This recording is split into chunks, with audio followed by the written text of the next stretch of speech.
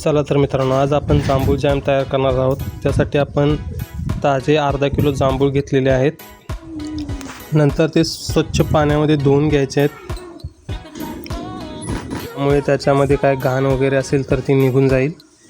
धुवून झाल्यानंतर त्या जांभळातील बिया काढून त्याचा गर काढून घ्यायचा आहे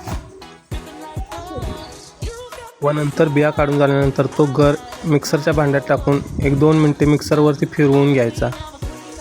त्यामुळे पल्प तयार होईल आणि झालेला पल्प एका स्वच्छ छाननीमध्ये टाकून तो गाळून घ्यायचा आहे। ज्यामुळे एखादी बी वगैरे राहिली असेल किंवा काय राहिलं असेल तर ते देखील निघून जाईल आणि फक्त आपल्याला चांगला पल्प तयार मिळेल।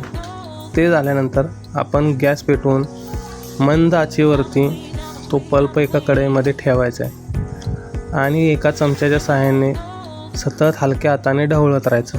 ढवळत राहिल्यानंतर कलर बदलल्यानंतर आपल्या आवडीनुसार त्यामध्ये साखर टाकायचे, त्यानंतर वेलची, सुंठ व जायफळ पूड टाकायचे फ्लेवरसाठी। ते झाल्यानंतर त्यामध्ये थोडंसं एक अर्धा कप साजूक तूप टाकायचं आहे आणि परत एकदा ढवळत राहायचं आहे।